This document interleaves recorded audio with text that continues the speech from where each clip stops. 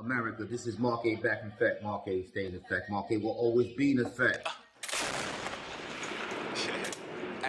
Life is a bus, so the service a must. They make you turn up your phone before you get off the bus and make you wanna go home, dog. There's nowhere to run, so you must stay in effect and always will be in to get effect. to day work. And today we are here in Lawton, Oklahoma, home of the field artillery, Red Leg country, king of battle. And today I got my man from Old Men, you know, my mentor from 2004 up until today. 2004, this guy's been, 2004, right? Yeah. Okay. Took over my gun. Yep. Master Sergeant retired Clifford Ellis. Master Sergeant retired Clifford Ellis. Hey, Cliff, I'm thanking you for inviting me over to your home. You know what I mean? Problem. You know, we always talking on the phone and everything else, but you know, coming back and seeing you for I haven't seen you in a long time. It's refreshing, man. All right. Talk to the audience about who you are and where you came from and where you are today, man. All right. Originally from Queens, New York. Joined the military in 1990. Made it a career from just making a choice to have an option to do something different than what I was seeing around the block. Ended up, 24 years and some months later, and now I am retired from the United States military in August 2015. So, here I am. That's right. New York, NYC, that's where, Mark A's from as well, you know what I mean? So I remember the first time I met Cliff was in 2004 in Fort Sill, Oklahoma, when I was coming from Fort Lewis, Washington, and I told the first sergeant, which is like both our mentors, Clifford. Claude Short. Yes. Claude Short. The dude was like phenomenal, phenomenal, right? And I said, hey, I'm an E5 promotable, and I said I want to be a chief. He said, well, you're not gonna be a chief. I was like, what do you mean? He said, we got chiefs. And I was like, well, no, I'm an E5 promotable. I'm a second chief. Well, you're gonna be a gunner. All right, and I said to him, well, I was a gunner for the last 4 years. I'm gonna be a chief. I'm a chief. So he told me to go down to see Smoke Edwards, and Smoke Edwards was like, well, I got a guy that's getting ready to go drill sergeant school. His Staff Sergeant Ellis. So I said, all I heard was the name. I went down to the motor pool, and I said, is there anybody here know Sergeant Ellis? And he came up to me, greeted me. He's like, yo, what's up, man? And everything else. Like, well, hey, man, you could lay your gun sex stuff out. I'm going to inventory your stuff today and sign over the section today. He's like, well, not a problem. He went over there and signed over the section immediately, man.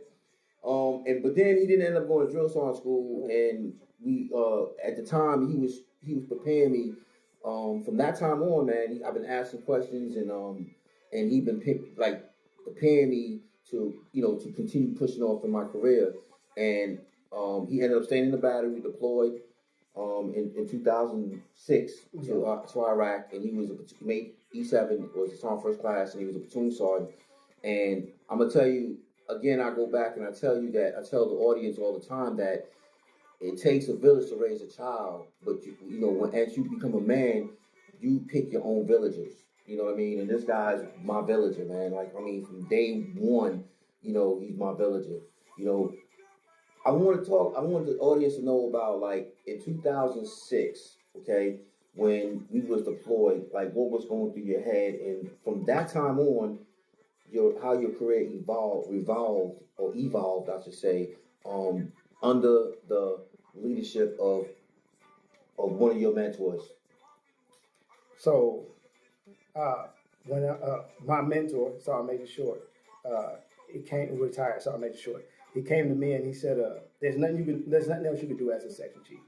So he was a big proponent of me stepping into a platoon sergeant spot as an E6 non-promotable, and then sending me off to school so I can because there was a bunch of promotables that the Army said at that point in time did not have to attend formal training to where they ranked. So that opened up a bunch of slots. He was forward thinking. He was thinking, get this guy in school, and this guy, he'll get the rank later. So he put me in position, then put me in school. prepared me for school, ended up being distinguished honor grad in school. I remember that. Came back, took over my platoon. He was constantly mentoring me on how to take care of soldiers on a bigger scale than just a section chief. You know, now you worried about 45 soldiers as opposed to 13 soldiers, and now you got multiple MOSs instead of just, you know, field artillery. So now you got to worry about FDC, you got to worry about supply, you got to worry about maintenance, and all that's got to be incorporated in your theme for your soldiers to deploy and make it back. You know, right. So in that span of time, I think from so I'm making sure I gleaned everything I needed to know to progress on to first sergeant. That's right. That's right. So, like, what advice would you give to a staff sergeant to sergeant first class today? You know, the greatest capital you have is the human capital. If you don't treat your soldiers right, it's a whole circle. You treat and protect your soldiers right, they will do the things needed to push you forward to promotion, right, and make you look good. You know, you don't think about that when you're a young soldier. You just think about, hey, man, my chief had my back. You know, when it's time to go to the field and shoot, if it's time to do this, I'm going to do this because I represent my section, my chief, my platoon sergeant, my battery. You know, but when you get those leaders that don't protect soldiers, that, you know, don't want to mentor, that don't want to give them guidance, those soldiers, as good as they could be, are disgruntled. So now they don't care. And if they don't care, then guess what? You're not going to get, you know, they're not going to look at, the military looks at your soldiers and sees Sergeant Reed, or they see First Sergeant Reed, or they see First Sergeant Ellis, or they see Sergeant Major Short. Wherever we went, that is true. Through the way we act, they said, you must have been one of Short boys. Yep, absolutely. Totally. All the time. All the time. Where you coming from? Oh, 117. What battery? Alpha battery. Oh, you one of Short's boys. Yeah, what? You're absolutely right. He created carbon copies of himself. Absolutely. And that's what's really about. You know what I mean? Like, I had a conversation the other day with a soldier that's in, and he said that, you know, you have to lead by example. You know what I mean? By going out there and getting it and becoming an Artie Murphy member and everything else, so you can pave the way for another soldier because you know how to do it, so you show that soldier how to do it. You know, as from the time you have gotten out or retired in 2006? 2015, which is about 7 years ago, right? Mm-hmm. From the conversations that you have with soldiers because you're close to a military installation or you see soldiers, what do you think the things that they're lacking as far as discipline standards and stuff like that? Well, COVID kind of threw a wrench in a whole lot of stuff, you know, that everybody around the world was trying to figure out. So I do know soldiers that are on active duty. A lot of the soldiers I know are retired. Mm-hmm. I can't really speak to what they're lacking. You know, I can only speak to what our generation of soldiers had. Mm-hmm. And we had leaders that were compassionate. You know, every soldier, every person, if you live long enough, you're going to go through something. Yeah. And it's something when your leader can dig down and lock arms with you and say, no, he's better than this situation may look. Yeah. So I may just take a step back. I got him and you know, get you pushed forward. That's something I basically have reflected on and spoke about before. A lot of times I believe that leaders believe that they're better than the soldier because of their rank, right? And I always say is that I'm not better than that person. It's just that I got more experience in that particular field than they do. So it's not that I'm better than them or anything like that. It's just I have a little bit more experience, and because I have the experience, I'm higher ranked. So I understand what you're going through.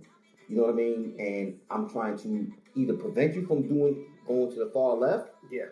You know what I mean? Or basically and grab your hand when you do and pull you up to make you be on the right. Right. You know, you've been there before. Now you are the pathfinder for that. You know, this is something that I wholeheartedly believe in. The higher you go, that's the more people you have to serve. Yeah.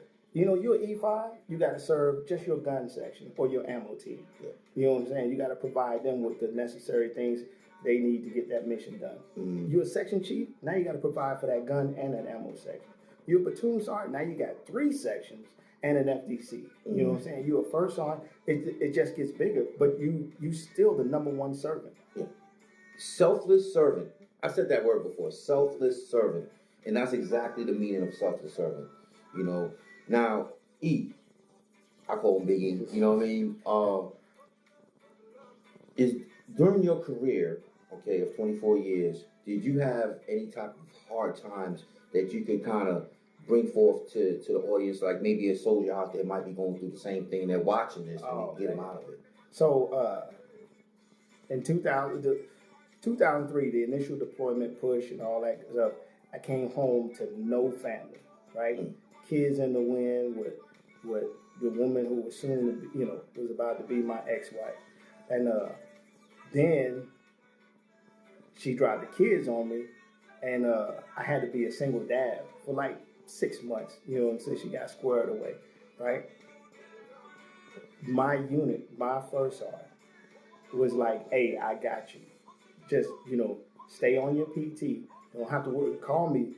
I know you can't come into PT because I was contemplating, it's the end of my military career because I'm definitely not going to choose the military over my kids, right? Yeah. But First On Short took that off the table. I did not have to choose because he made the situation conducive to where I could be a soldier and a father at the same time. Ooh, deep, compassionate. Yeah.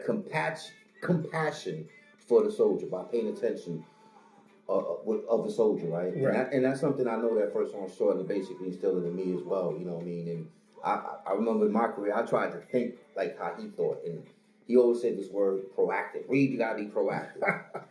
You gotta be proactive. So I always try to think of like, okay, what could we change here, and how long will it take to change? But what's coming? You know what I mean? And I try to piece it together. That's what I always used to try to do. And my soldiers look at me like, what the fuck is he talking about? Like, you know what I mean? Like, and they look at, but then 6 months or 3 months go down the line, like, oh, this dude's a prophet. No, I'm not a prophet. Again, I just have a little bit more experience than you do in this particular field. Mm-hmm. But I would say, like, I brought that situation up because for the world outside of the military, and for the society, like civilians, we go through the same type of things that you go through. You know what I mean? Ups, downs, marriages, problems, bankruptcies, and things like that. So don't think that, just because we're soldiers that we're like stiff, you know what I mean? Like we're robots and we got to follow orders and all that. You're humans, we're humans. You deployed how many times? 4. 4 times. 4 times you deployed away from home. The things that we suffer, came home to no family, you know what I mean? And still continued pushing himself, being a single father for a little bit. And he still was very successful in the United States Army because he had that one leader that basically took him, said, no, I got you. Didn't have to choose, but let's work together and try to get this right. That's the difference between a regular job and being in the United States military. For those that want to come in the Army or the military, yes, that is a positive direction that you can go through because the military could just be a self-start. Like, I don't know, I don't want to go to college, I'm not sure. Hey, go join the military. Join the military for 3 years and then decide then. It's a good stepping stone. Another thing, Cliff, we always talk about all the time, like life. It's not just the military, it's just about life. I remember when that same mentor, First On Short, as a first sergeant, well, he's a retired sergeant major, but when he was a first sergeant, he brought the financial first command into our battery, and had all the NCOs and above work with our finances, and like now, like from that self-starter, that spark, that light. Now, what you do? What you have going on today? Well, it's funny you bring that up because one of the things that retired Sergeant Major Short used to do is he had rental properties, and he was like, man, it's an easy way to get in. It's a good investment. You're gonna get return, and then you can build up from there. So Right now, we currently have 6 properties rented. 6. So that's aside from retirement, aside from my job, there is 6 checks that come into this house. Now it goes into our LLC, our small business, the Eagles Nest Properties. So we're just trying to expand, just trying to leave a legacy, for my kids and the kids to come. And that's because somebody basically introduced you to something that you didn't think that you was able to do.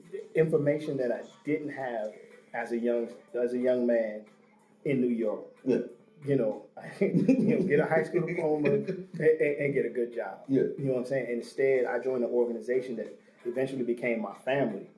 And from there, multiple, people got to play a part in putting stuff into my mentality. In toolbox. And now, because the same sergeant major has 2 master's degrees. And he used to always say, it's a good job from a Mississippi education. What do you say? Now, or Alabama education. Mississippi education. Yeah. Public school education. Yeah, Mississippi public school education. Yeah. For my birthday, I got my brother's last year sneakers. Yeah. And it was too big for my feet with with old coveralls. Right. But now again, 2 master's degrees. Right. And what are you working on in education? I'm currently working on my. I am in the dissertation defense phase for my doctorate in strategic leadership. A doctor. America, a doctor. Dude was in my battery. One of my mentors that I followed through my career and wanted to be a part of, and enhancement is now about to be a doctor. You know what I mean? So, I mean, again, I always go back and I say, you get to choose your own family, as you get older and you fly away from the nest, because your mother, your dad, and your uncles and your brothers, you're born into that, right? But you fly away from that nest and you create your own family. You have to look up, you have to go find a wife. You didn't have to find a wife, you fell in love. You picked that wife. You know what I mean? Yeah. You know what I mean? So it's just a similar type of same way. It's like you go into the military and you pick your family. You know what I mean? There was one sergeant major a long time ago. He said to me, Reed, 2% of America, 2% of the world is rich. Yeah. 2% of the world is rich. How did they get rich? I don't know. But when he retired, which he will be on the show in the future, Command Sergeant Major Retired Martinez, he got in the networking, being around rich, wealthy people. And now he's that way, right? Yeah. So in the military or any job or any organization that you go through, only 2% of that organization is going to be overly successful. Right. Right? Only 2%. And anything that you do, I realize that, right? Only 2%. So are you going to sit back and watch those 2%ers get ahead and you sit there and just be disgruntled and everything? No. Or are you going to try to learn from that 2%? You know what I mean? So you can be there too, right? But you can't do it alone. You need a team. Yes. Man, I found out fast when we bought our first property. I didn't have a realtor, contractor, titling company.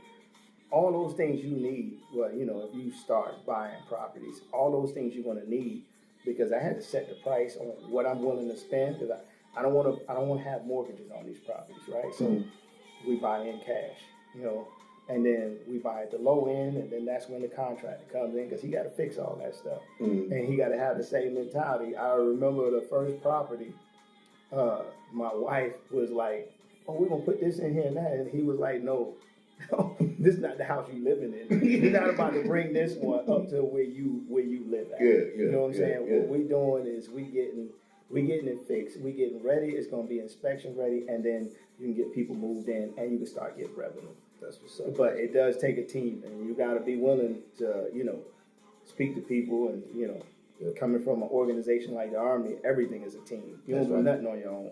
If you don't have a wingman or a battle buddy, you could find yourself laying on the ground in basic training because you don't have your battle buddy next to you. That's right. Now, 24 years, regular active duty service, retired master sergeant. talk to me and talk to America. What would you went through the phases? I said there's 3 phases. You know, there's a phase that you got your orders and you're excited and everything. You know that you got your retirement orders. The second stage is when you sign clearing and you sign out on leave. Then you're on terminal leave, but you're not really out, right? You're not really out. You still in, because if you get in trouble with the law or something, like, you have to answer to somebody in the military, right? You got to go back to your unit, or if there's a urinalysis test and you're close to installation, they call you in, even though you're on leave, right? Mm-hmm. But the phase which I have spoken about, which is the phase that I'm going through actually, for February 1st, I was officially out. Could you share your phases in your retirement process to where you are today?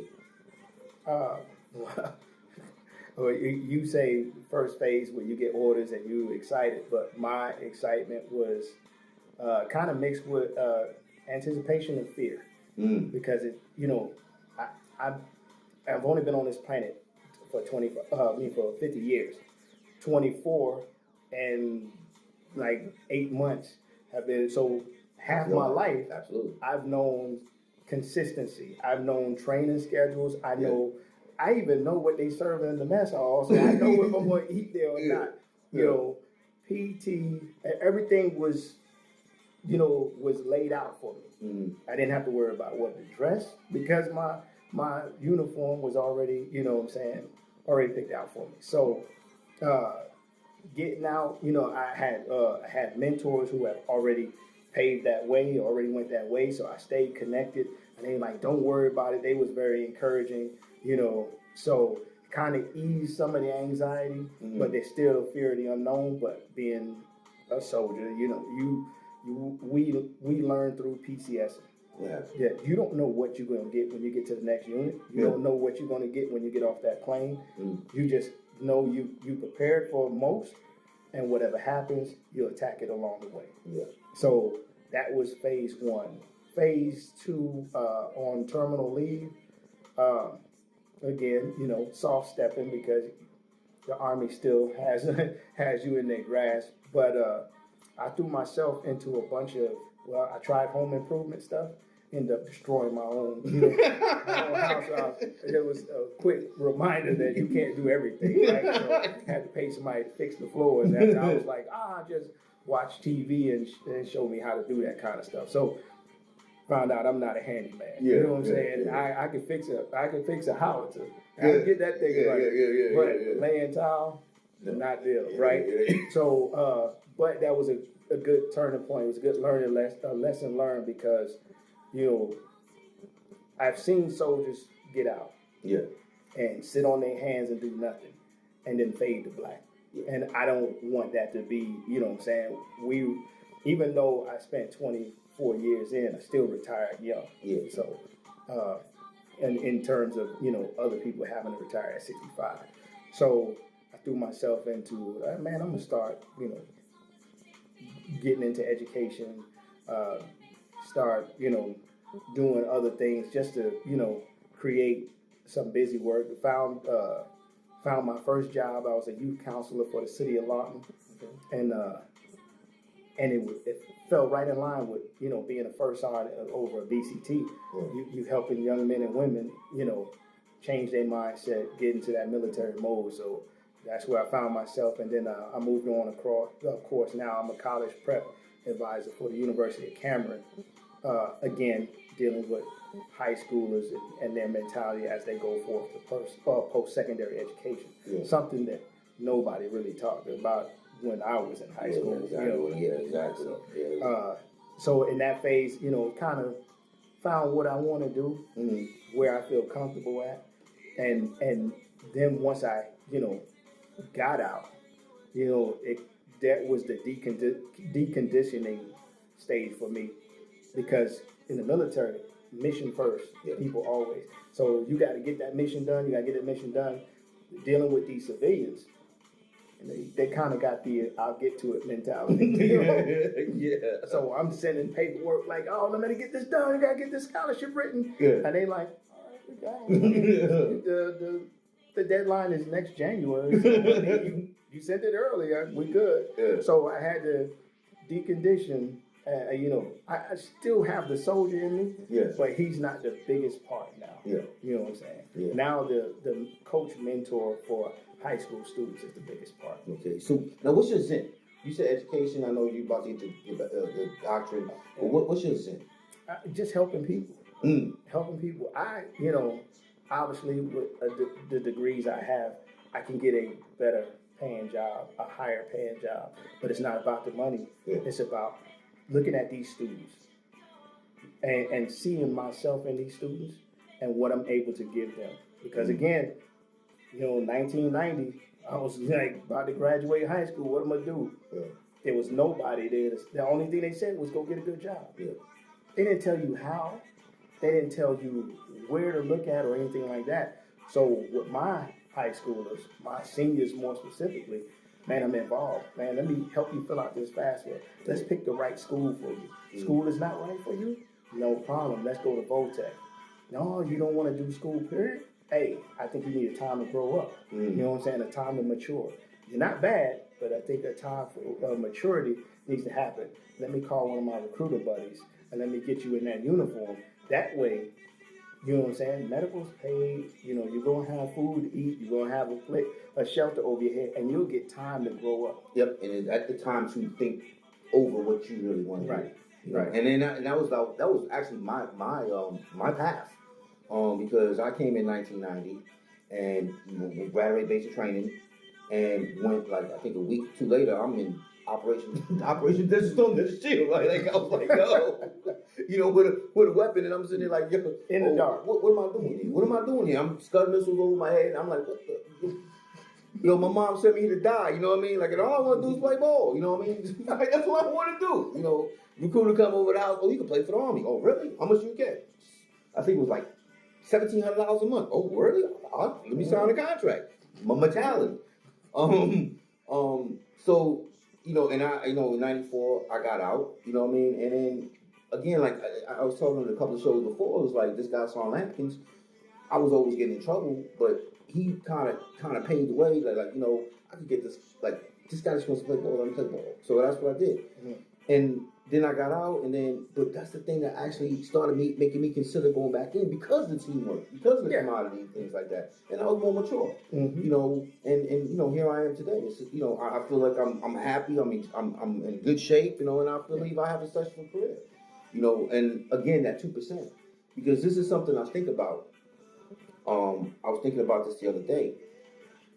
Less than 1% of America joined the United States military. Right. I should say less than 1% of America can join the United States military. Okay, so because 99.9% are not qualified. So less than 1% of America is qualified to join the military. Okay, now what is the percentage of you retiring out the military at 20 years? I have no idea.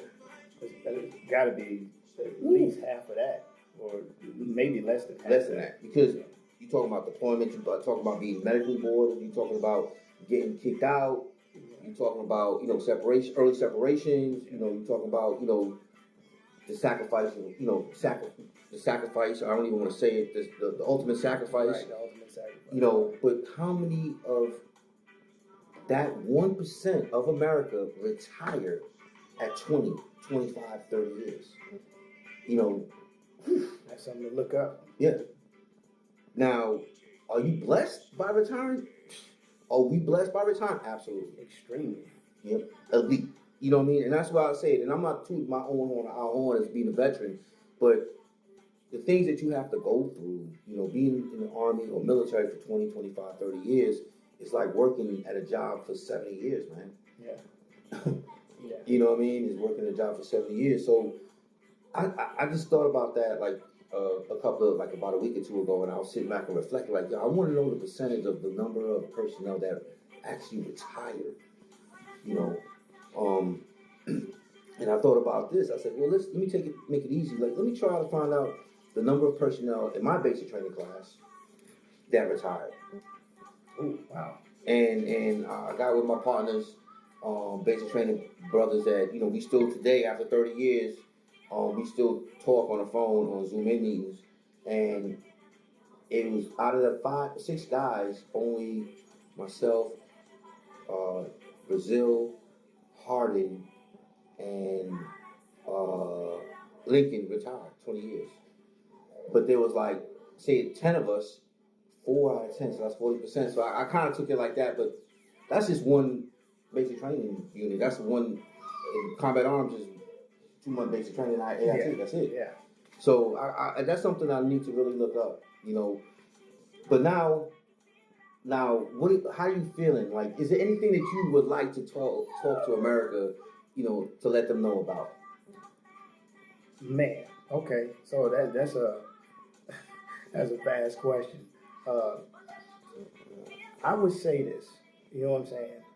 I was talking to a parent, and the student is, you know, doing all right. You know what I'm saying? And you know, something what we learn in the military as a leader is sometimes, you know, like I said, my zen is helping people. So I'm happiest when I'm helping people, right? It's something I learned from the leaders I had, and something I, you know, can tend to keep perpetuating, right? There's a couple of students nowadays, or you know, I would say, you know, a lot of people look at these younger generation and they say they're weaker, but they're not weaker. They just go through a whole lot of stuff different than we do. You know what I'm saying? Yeah. As a student, as a young, all I had to do was say no to drugs. Yeah. Every day, just say no. Yeah. But what they have to deal with, I have students that have grown folk issues, and they're in middle school. It's not, you know what I'm saying? They don't have the support system we grew up with. You know, I had my mom. If my mom wasn't there, I had my grandma. I had my aunts and cousins and uncles. You know, And they all whoop you behind and you get in trouble. And that's what they are, the support system. but Yeah. in this day and age, it's kind of looked down on to be smart. It's kind of looked down on to make the right choice. So if I had anything to say, I would say for those people who are in authority positions, leadership positions, you have the ear of a young person, man, be that light. Do not be the same thing that they're getting from social media. I believe there was an article maybe like 2 months ago of a young lady in middle school that took her own life. And she, the article said she had the worst case of social media anxiety. You know what I'm saying? So where was the light in that person's life? It could have been the person next door to them, but they just didn't see it. You know, we in the midst of talking about veteran suicide. There has to be a light somewhere. So if I had anything to tell y'all, be that light, because you don't know what the person next to you is going through. Absolutely. I totally agree with that. And you know, I always say this, you know, contact one of us. Contact the Bear the Beast movement. Contact Beyond Reverb.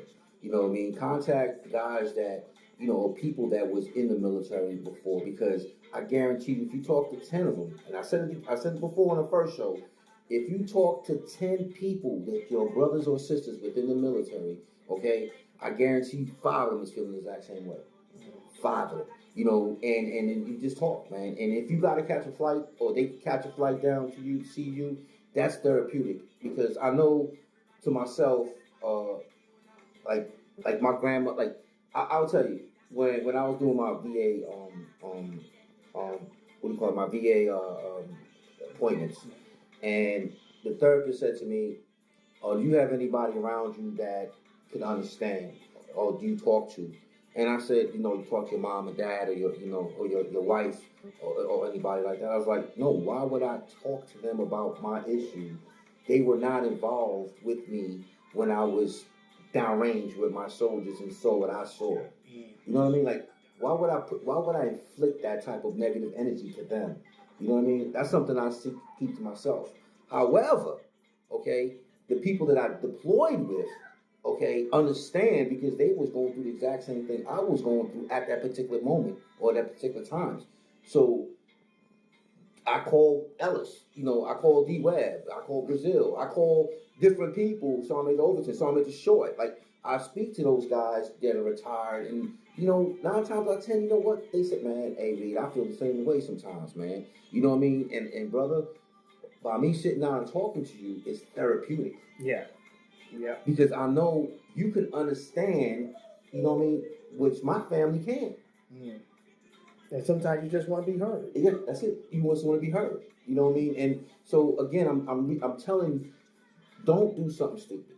Don't do something stupid by doing the ultimate sacrifice, because you're not sacrificing nothing. You know what I mean? You're doing the easy right. I mean, you're doing the easy wrong rather than the hard right. Mm-hmm. Call somebody, talk to somebody. You know, call me, call D-Web, Facebook, anything. Contact one of your people that you was deployed with and talk to them, because I guarantee you they gonna feel a certain type of way, and you guys can work together to get it done. You know what I mean? You know, it's sad. It's sad because, especially ones that are retired veterans, you know, you did so much in your career that you sit back and reflect. Like I do that now. I wake up at 2:00 in the morning and I'm just sitting there thinking in bed, like, look at all the things that I was a part of that we have accomplished in life. You know what I mean? And especially being in the military, that we sacrifice family, we sacrifice comfortability. Oh yeah. You know what I mean? Being in uncomfortable positions. You know, sleeping in Humvees, sleeping up or standing up and sleeping. Plenty. You know what I mean? Time on guard duty. You know, and you know, we develop drinking problems. We develop, you know, all kinds of addictive type of problems and everything. You know, but you sacrifice so much. You know, don't come out and then basically just say, no, I'm done. No, you're not. You know what I mean? You're not. You're not. And that's something that I really want to put forth, you know, because it's, I know it's tough, man, but you know, in life things are tough, but you can always get out of it, man. You know when they tougher? When you're alone. Stay connected. Yeah, it is. That's it. That's a great point. Stay connected by reaching out to other people, man. You know, again, Cliff, man, it's good to see you, man. Big E, you know what I mean? It's good to see you again. You know, we're going to keep it going on with the Apex 07, man. You know, we're going to keep it going. You know, we're going to be talking. There's going to be topics that, you know, you may not, like you guys in America may not understand, but the ones that are veterans understand. And that's what I'm creating the show, because I want everybody to understand. You know, going to your home, you know what I mean, and basically going to the veterans home and sitting down and talking to them, and so they can have a voice, you know, because there's a lot of guys that I realize that have a lot to talk about, you know what I mean? And again, it's not my show. I'm just the host. It's their show, you know what I mean? And, you know, again, we're going to keep it going.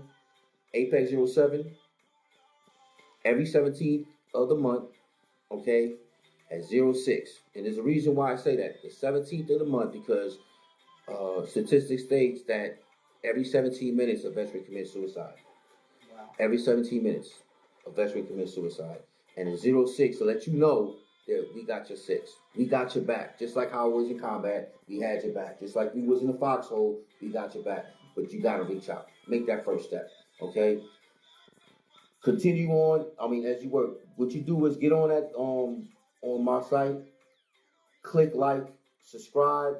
You know, my email address is on there, my Instagram page is on there, my Facebook page is on there, my TikTok page is on there. Send me a message. Send me a message. You know what I mean? And I will help you get to the organizations or the people that you need to get to go ahead and speak to them. All right? Okay?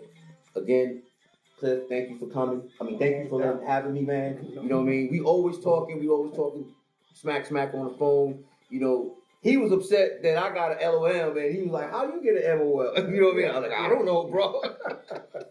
You know what I mean? But we always talking smack, man. We always talk smack. You know, I remember the time when I was in the doghouse with the first sergeant. He told me to get out the battery and tell me if I want to be a chief or not. I called him up. I'm like, man, what am I doing wrong? He said, man, I don't know, right? Hey, so I made it short. He keep you on your toes. So you didn't know, you knew what to give him. If you gave him anything less than that, deal, mass confusion. You know what I mean? But again, you know, these are the guys that help me. You know what I mean? And again, you can't do nothing alone. You can never do anything in life alone. You know what I mean? You can never do anything in life. Your mom and dad taught you potty trained you. Didn't do it alone. You see what I'm saying? So, you know, reach out, you know, Apex 07. We're coming. We're gonna keep it coming. Our Mark A back in effect will stay in effect, and always will be in effect. This is the Apex 07 show. See you soon. 9 weeks later, the basic shit done. And then 5 weeks later, I'm in unit 1 like you son of a what? This body boy done earned him a gun. Make you think about home and who all lost their life to a gun. Shit.